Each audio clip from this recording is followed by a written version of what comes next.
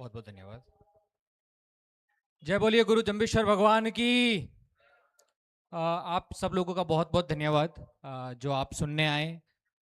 मैं मेरी उम्र और मेरे अनुभव के हिसाब से थोड़ी देरी बोलूँगा। स्टेज पे बैठे सारे महानुभाव आप सबको प्रणाम। और सबसे पहले मैं जो यहाँ की व्यवस्था कर रहे हैं, पीछे जो खाना खिला रहे हैं जो लोग पिछले 5-6 दिनों से, मैं चाहूँगा कि आप सब लोग उनकी ताली बजाकर सराहना करें। और बहुत कमाल का काम कर रहे हैं बहुत सारे लोग। और ये ही हमारी समाज की पहचान भी है कि इस तरह की जो सद्भावना है, जो भी सिस्टम यहाँ पे है, वो बहुत ही कमाल का है और बहुत कम देखने को मिलता है। कल मैं यहाँ लीलासर साथरी में एक प्रोग्राम था युवाओं का, वहाँ पे मुझे मौका मिला बोलने का। तो मैं अपनी कुछ बातें हैं वो रखना चाहता हूँ। मैं पिछले 10 साल से मुंबई में फिल्म लाइन में काम कर रहा हूँ। बहुत लंबा सफ़र रहा, बहुत तरह की चुनौतियाँ मिली मुझे। मेरी एक फ़िल्म है जो पिछले साल ऑस्कर में गई थी, जो दुनिया का सबसे बड़ा अवार्ड फंक्शन है। फ़िल्म का नाम है संतोष, जो कुछ समय बाद रिलीज़ होने वाली है। उसके अलावा मैंने दिल्ली क्राइम करके एक धन्यवाद, वेब सीरीज़ है जो निर्भया के केस पे बनी थी 2019 में। उसको दुनिया का सबसे प्रतिष्ठित अवार्ड है एमी अवार्ड, वो मिला था।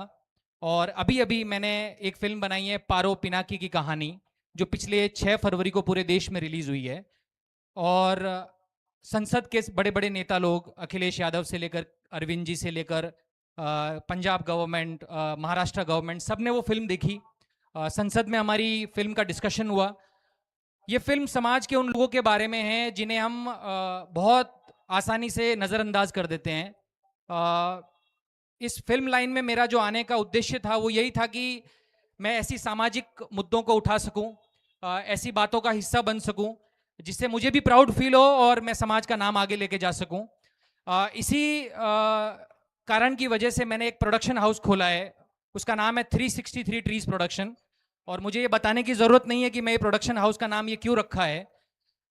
आने वाले दिनों में मेरी कोशिश रहेगी कि माँ अमृता देवी के बलिदान और त्याग की जो कहानी है उसको मैं विश्व स्तर पर बड़े से बड़े लेवल पर बना सकूं। ये मेरा वादा है। जिस दिन भी मैं ये काम करूंगा वो इतनी बड़ी फिल्म होगी कि वो उस घटना को और उसको उतनी इज्जत देगी जो वो डिजर्व करती है। हम उसको छोटी मोटी फिल्म नहीं बनाएंगे। आज मेरी वो हैसियत नहीं है, लेकिन एक दिन होगी और मैं ये करके रहूंगा। बाकी जो एक मुद्दा मैं काफ़ी समय से मेरे साथ रहता है, हमेशा से मेरा ये मानना है कि ये समाज जो कुछ भी ठान लेता है वो कर लेता है।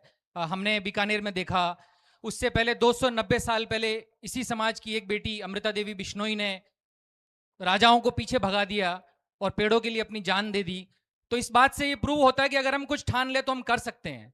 लेकिन मेरी एक शिकायत है समाज से और यहाँ जो लोग बैठे हैं उन सब से, आप निर्णय लेने की जगह पे हैं। बहुत सारे लोग जो आप इस उम्र में हैं कि आपके घर में बहन बेटियां हैं।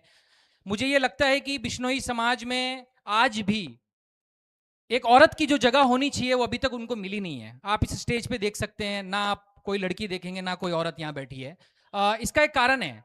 क्या हुआ कि जब आप अपनी बहन बेटियों को बच्चों की तरह, अपने लड़कों की तरह बराबरी से नहीं पढ़ाएंगे तो ये नौबत आनी ही है। और सारी की सारी इज्जत का जो भार है वो हमने लड़कियों पे डाल दिया है। आपको अपने बेटों को भी बोलना चाहिए कि बेटा रात के 8 बजे के बाद तू कहाँ था, क्या कर रहा है। उनको उनके ऊपर भी भार डालो इज्जत का, सिर्फ लड़कियों पे मत डालो। और हमें उनको पढ़ाना पड़ेगा, बाल विवाह जैसी जो कुरीतियां हैं उनको मिटाना पड़ेगा।